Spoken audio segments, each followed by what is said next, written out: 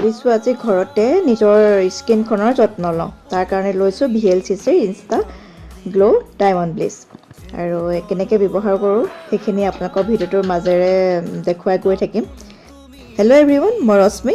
আশা কৰিছোঁ সকলো ভালে কুশলে আছে আৰু এতিয়া নিজৰ স্কিনখনৰ অকণমান পাম্পাৰ কৰোঁ বুলি ভাবিছোঁ। তাকে বোলো ভিডিঅ'ৰ জৰিয়তে আপোনালোকক দেখুৱাওঁ। আহক তেন্তে পলম নকৰি ভিডিঅ'টোৰ মাজলৈ গৈ থাকক। মুখখন ভালকৈ ধুই লৈছোঁ আৰু চুলিখিনিও টাইটকৈ বান্ধি লৈছোঁ আৰু এতিয়া মই পেকটো ব্যৱহাৰ কৰিম। প্ৰথমে মই লগাইছোঁ এই প্ৰি-ব্লিচ ক্ৰীমটো আৰু লাহে লাহে মালিচ কৰি দিছোঁ। যেতিয়ালৈকে ই স্কিনত ভালদৰে মিলি যোৱালৈকে ইয়াক মই লাহে লাহে মালিচ কৰি দিছোঁ 5 মিনিটমানৰ কাৰণে ৰাখি। তাৰপিছত লগাই দিছোঁ মই এই ব্লিচ ক্ৰীমটো, তাতে অকণমান এক্টিভেটৰ পাউডাৰো লগাই দিছোঁ। ক্ৰীমখিনি লগাই কিন্তু ধুই দিয়া নাই দেই।